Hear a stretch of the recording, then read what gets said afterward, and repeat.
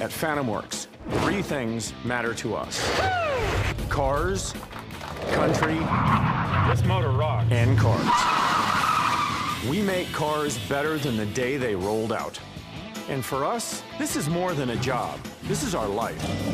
Love your car as much as we do, and we're gonna get along fine. I need it in 2 months. Mostly. Truth is, if we have to pick between you and your car, Beautiful. we're not picking you.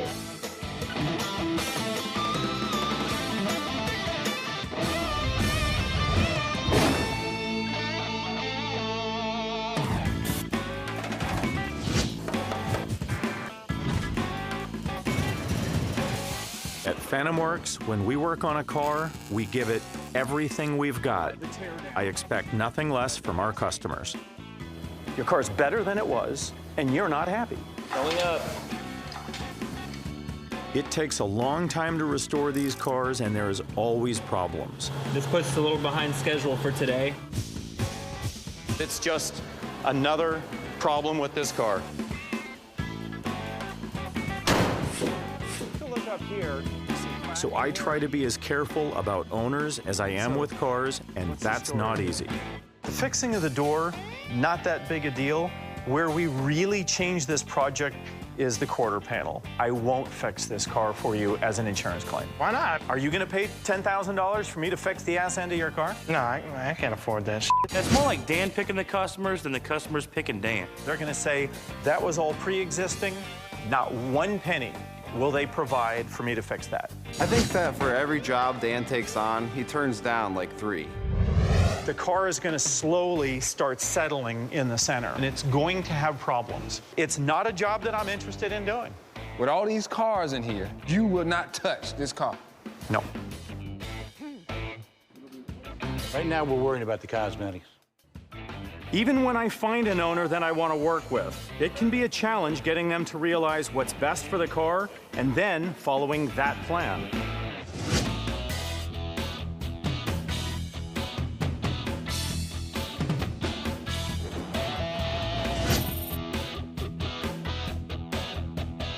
Today, we have a 1976 Triumph TR6 coming in for me to take a look at. These are awesome cars, classic British roadsters from the same factories that made the MGs and Jaguars. The only thing is, it's almost 40 years old, and I'm kind of curious to see what kind of shape it's really in.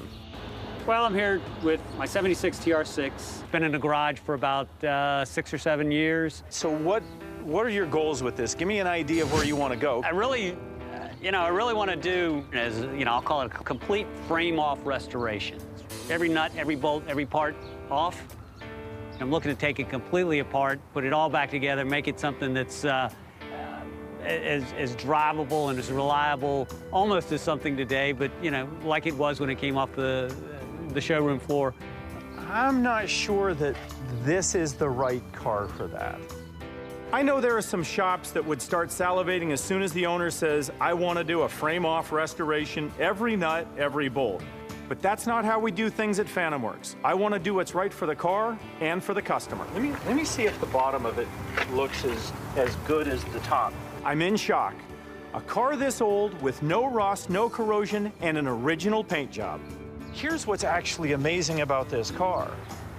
I'm actually convinced this is mostly, if not all, original paint. Really? I can usually spot a repainted car in about 10 seconds. This is a survivor car. It's living history, and you don't mess with a perfect classic. The whole frame-off restoration thing, I get it, but I want you to consider the fact that the body's in excellent shape. The paint, I want to clean it up, and I know there's marks all over it, but I think that either keeping it the same color or even possibly restoring this paint is something that I think you ought to consider because it's unique. Yeah, but I don't know.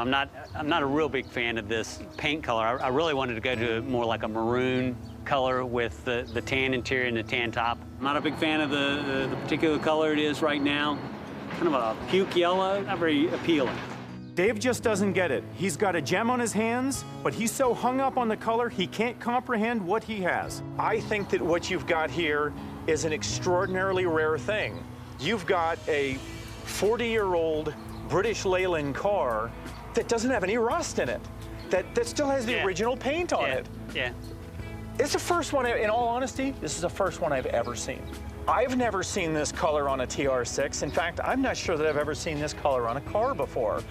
You know, to create the Survivor or do the frame-off restoration, I mean, what, can you get me in the ballpark? If I can restore this paint rather than redoing it, you just went from $15,000, $20,000 in bright work and paint work down to $2,500, $3,500. I mean, dramatically different amounts of money. Right. So there's a huge savings for you. If Dave can get past the puke yellow of it all and go the Survivor path, he'll save thousands of dollars. But that's not even the best part. Here's the best part. Your car's worth more when you're done. Why is that? The difference between a restoration and an excellent Survivor candidate is a restoration is going to look better than the day it was new. Okay. But it's going to be worth less than a really good Survivor. So from that perspective, I'd kind of like to lean you towards Survivor. Certainly is interesting that, you know, there may be more value in the car as an original product versus something that's been polished up, prettied up, and you know, completely restored. This car, other than having a little bit of age on it, is exactly like it exited the showroom floor almost 40 years ago. Look, for what it's worth, I make a whole lot less money on the deal, but you pay a lot less and get a car worth more. That's what I would do. I'm game. I'm willing to give it a go. Fair enough. Then let's go inside and at least write up the beginning, and we'll start there, all right? Okay. Yeah, it's just cool. We want to keep this TR6 an original. We'll go through the motor, fuel system, and transmission. We'll give Dave a complete new leather interior and a convertible top. Then we'll replace the chrome and restore the paint so it's good as new.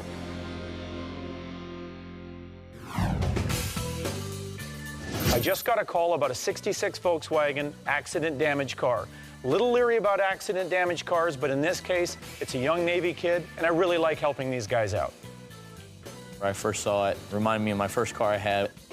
I was ecstatic whenever I saw it. I went out and test drove it, and I fell in love.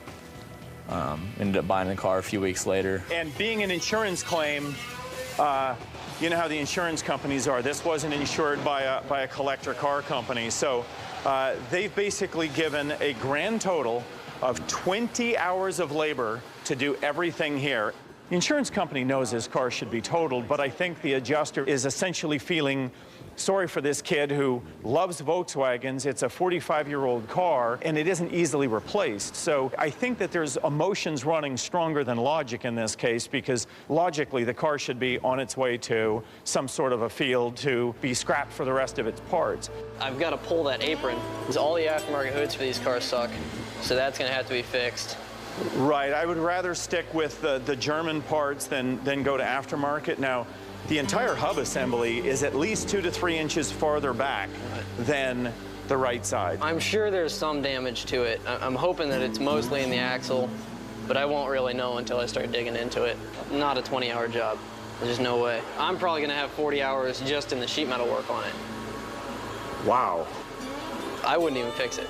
Honestly, I would total it. The owner of the car loves the car. He does not want the car totaled. It only keeps getting worse. So that basically put Todd is coming in so I can review the damage with him. It was a gorgeous vehicle at one point. It's a beautiful car, and I mean, Volkswagens are just classic of that whole hippie period, and they were born out of World War II. I think they're amazing cars. When you collided in the front wheel assembly, it actually drove it back into the car by almost 3 inches. All of that assembly was destroyed. The point I'm trying to make is, at a minimum, you have to give me license approval to repair only what is necessary to make the car safe, structurally sound. In other words, I'm not going to give you a perfectly safe car, but I think some of the frills that aren't really needed are going to have to come off the project, or we have to total the car. I don't want to total the car. I mean, I've got so many memories, me and my girlfriend, going out on drives on the weekends. Our first date was in this car. Get rid of the frills if that's what it takes. I just want it back to the way it was. Okay, and then lastly, we've got an incompatibility. You had 2-inch drop spindles on the car that gave it the ride height. Right. You also gave me a set of disc brakes and said, you know, this was part of the agreement with the insurance company, and I have no problem. Those disc brakes are completely incompatible with your drop spindles. In my opinion, this is another give up. You either have to give up disc brakes or you have to give up the 2-inch drop. Which would you like to give up?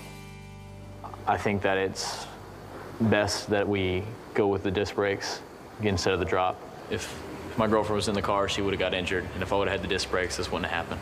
Okay. As long as it runs, drives just on the road, and is safer than it was when it came in here, I'll be happy. All right. Our plan for the VW is to make sure that the frame is structurally sound, replace the drop spindles, upgrade to disc brakes, then we'll replace the fender and repair the accident damage on the hood and support structure. Todd, when he deploys, and he deploys all the time, these guys are gone more than they're even here. And so when he comes back, not only does he come back to this car, but he's decided to make this Volkswagen a daily driver. A car that's twice as old as he is what he uses every day. So I got to bring it back for him, not just because it's his passion, hell, it's his transportation as well.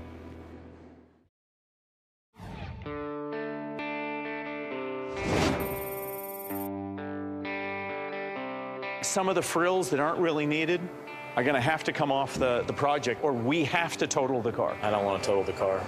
I just want it back to the way it was. Todd has agreed to give up some of the cosmetic extras that the insurance company approved because we found structural damage that would bring the car well over the approved limit. Kyle's beginning the work by disassembling the car. The fender that we ordered should be arriving today. Kyle, you know, I love the guy. I don't think I've worked with anybody his age with his work ethic and his vision for a vehicle. He's an old soul and a young body. I mean, he's 24 years old, and the kid does what he does, and it floors me.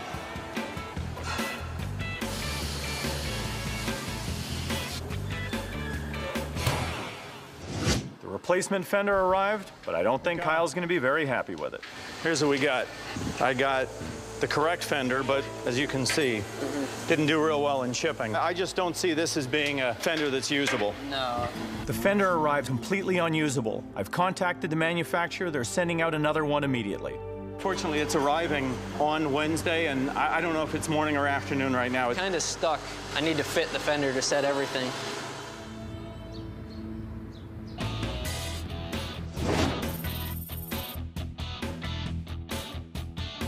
To get the TR6 running and ready to drive, we're going to go through all the critical systems. We make sure the engine is running the way it should, that the fuel and brake systems are functioning at an optimal level. We'll go over every area of the car, inspecting and repairing what needs to be done. The bodywork on the Volkswagen is stalled until the new fender arrives. So I'm going to have Dale, our VW expert, get started on the brakes. He normally does electrical work, but he's been on my case lately to do more. This is going to be a good test for him. I'm excited because now it's on me. I'm a bug guy. I own one. I have a 63. I get to get my hands dirty in bug guts. Basically what I got to do now is just assemble this front beam. Need to put the spindles in, put the rotors on, and then assemble the steering linkages. This bug is a daily driver. I mean, this is guy's only transportation, and he's absolutely in love with it. So we want to get it finished up, get it right for him, and make it look good. We have a cap of $8,000 to execute all the work on this Volkswagen. That means Dale's on the clock to do this brake job. He needs to get it done in 5 hours if we're going to stay under this budget. Last time I checked, it was 4:15, and I'm not really as close as I'd like to be to my deadline. Somebody's had the old beam off before, and when they took the beam off and put it back on, they didn't take the time to make sure the threads were, lined up. So I had to actually tap and die a couple holes and bolts. So now I gotta jack the whole car up and finish what I'm doing. Dan called for a 5 o'clock deadline, but, I'm pretty good.